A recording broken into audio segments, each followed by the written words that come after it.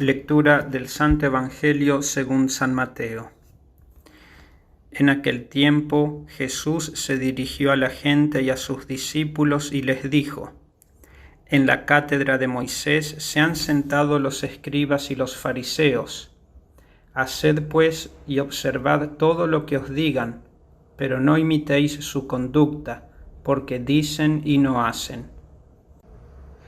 Atan cargas pesadas y las echan a las espaldas de la gente, pero ellos ni con el dedo quieren moverlas. Todas sus obras las hacen para ser vistos por los hombres. Se hacen bien anchas las filacterias y bien largas las orlas del manto. Quieren el primer puesto en los banquetes y los primeros asientos en las sinagogas. Que se les salude en las plazas y que la gente les llame rabí. Vosotros, en cambio, no os dejéis llamar rabí, porque uno solo es vuestro maestro, y vosotros sois todos hermanos. Ni llaméis a nadie Padre vuestro en la tierra, porque uno solo es vuestro Padre, el del cielo. Ni tampoco os dejéis llamar directores, porque uno solo es vuestro director, el Cristo. El mayor entre vosotros será vuestro servidor, pues el que se ensalce será humillado, y el que se humille será ensalzado. Palabra del Señor. Gloria a ti, Señor Jesús. Hoy celebramos la fiesta de San Bernardo de Claraval.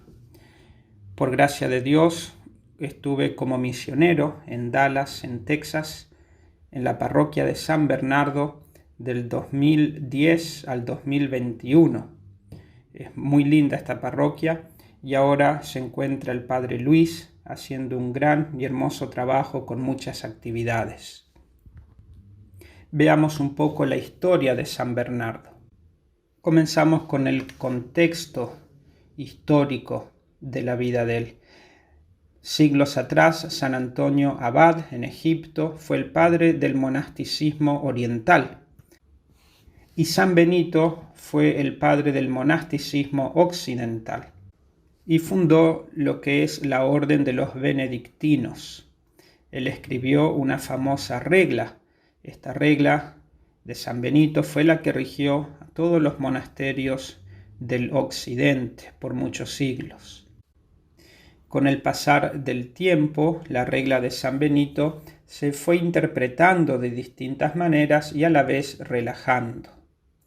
En el año 1044, un joven llamado Roberto, de la nobleza de Champagne, en Francia, entró a los 15 años al monasterio de Montier-la-Celle. Roberto siempre quiso ser fiel a la regla de San Benito en su pureza. Luego de varios años fue nombrado prior y luego abad de Saint-Michel-la-Tonnerre en el 1060, pero los monjes de allí eran muy relajados, así que decidió volverse a Montier-la-Celle. Algunos eremitas, monjes del desierto, que vivían en el bosque de Colán, buscaron a Roberto y le pidieron si pudieran ponerse bajo su dirección y fundar un nuevo monasterio. Roberto obtuvo el permiso del Papa Gregorio VII, entonces fundaron el monasterio de Molesme en el año 1075. Este monasterio consistía de algunas chozas hechas de ramas que estaban alrededor de una pequeña capilla dedicada a la Santísima Trinidad. Entre los monjes habían dos que de manera especial compartían los ideales nobles de Roberto, de vivir la regla de San Benito en su pureza. Eran Alberico y Esteban Jardín. Pronto este lugar se volvió famoso por la pobreza en que vivían sus miembros, dependiendo totalmente de la divina providencia, también por la santidad que reinaba en sus miembros, y la gente llegaba con grandes donaciones. El monasterio de Molesme creció sobremanera. Mas con este enriquecimiento vino consigo la relajación en la disciplina de los monjes, a pesar de la vigilancia de Roberto. Roberto se propuso una y otra vez volver a la primitiva regla, pero los monjes mostraban resistencia. la comunidad se dividía y los monjes se oponían a Roberto y a Alberico.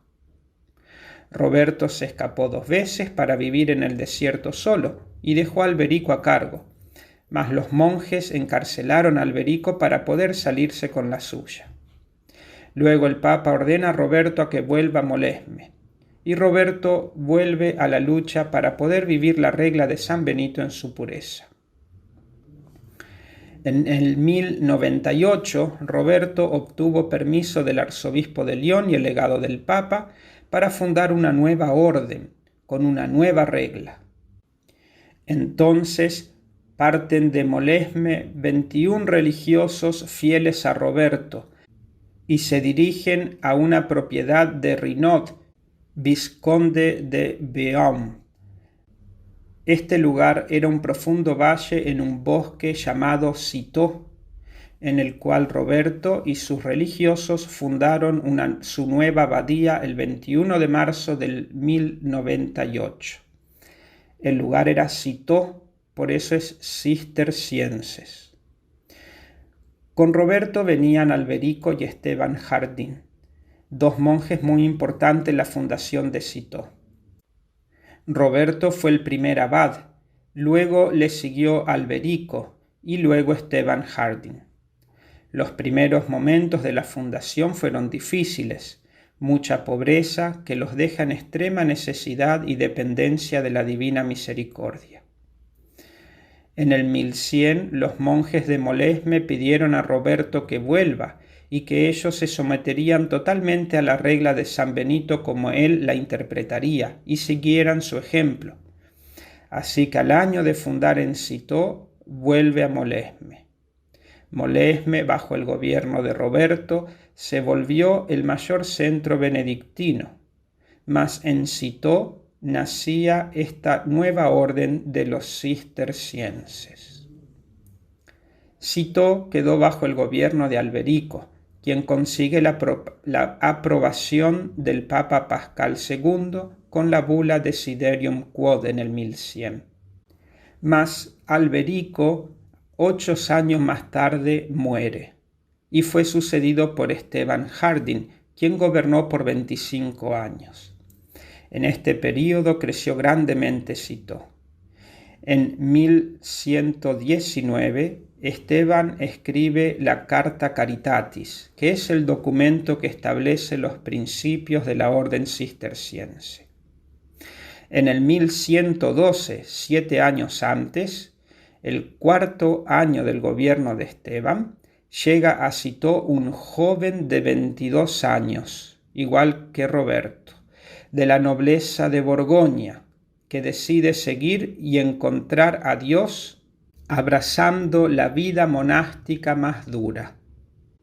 Este joven era de tal carisma que arrastró detrás de sí a 30 hombres de la nobleza, a 4 de sus hermanos y a su tío. Luego arrastrará a su papá y a su hermana. Le llamaban el cazador de almas y vocaciones. Este joven era San Bernardo. En el convento del Cister demostró tales cualidades de líder y de santo que a los 25 años, con solo 3 años de religioso, fue enviado como superior a fundar un nuevo monasterio en el valle de Absinthe o Valle de la Amargura, un sitio apartado en el bosque, difícil de cosechar. Bernardo lo llamó Clairvallée, Claraval, ya que allí el sol ilumina fuerte todo el día. Lo fundaron el 25 de junio de 1115. Los comienzos en Claraval fueron confusos y penosos. El régimen era tan austero que afectó la salud de Bernardo y solamente la autoridad de Guillermo de Champeaux y la del capítulo general pudieron hacer que mitigase sus austeridades. Sin embargo, el monasterio creció rápidamente. Acudieron gran número de discípulos deseosos de ponerse bajo la dirección de Bernardo. Claraval se quedó pronto pequeño para los religiosos que acudían, siendo necesario enviar grupos a fundar nuevas comunidades. Supo infundir de tal manera fervor y entusiasmo a sus religiosos de Claraval que, habiendo comenzado con solo 20 compañeros, a los pocos años ya tenía 130. De este convento de Claraval salieron monjes a fundar otros 63 conventos. En las universidades, en los pueblos, en los campos, los jóvenes, al oírle hablar de las excelencias y ventajas de la vida espiritual, de la vida en un convento, se iban en numerosos grupos a seguirlo para que él los instruyera y formara como religiosos. Durante su vida, San Bernardo fundó más de 300 conventos para hombres e hizo llegar a gran santidad a muchos de sus discípulos. Bajo su gobierno, 900 monjes hicieron profesión religiosa. San Bernardo murió a la edad de 63 años. Él personalmente había fundado 163 monasterios por toda Europa, y al tiempo de su muerte ya habían 343 monasterios. San Bernardo fue declarado doctor de la Iglesia con la encíclica Mellifluo. Pedimos por intercesión de la Santísima Virgen y de San Bernardo por nuestra parroquia en Dallas.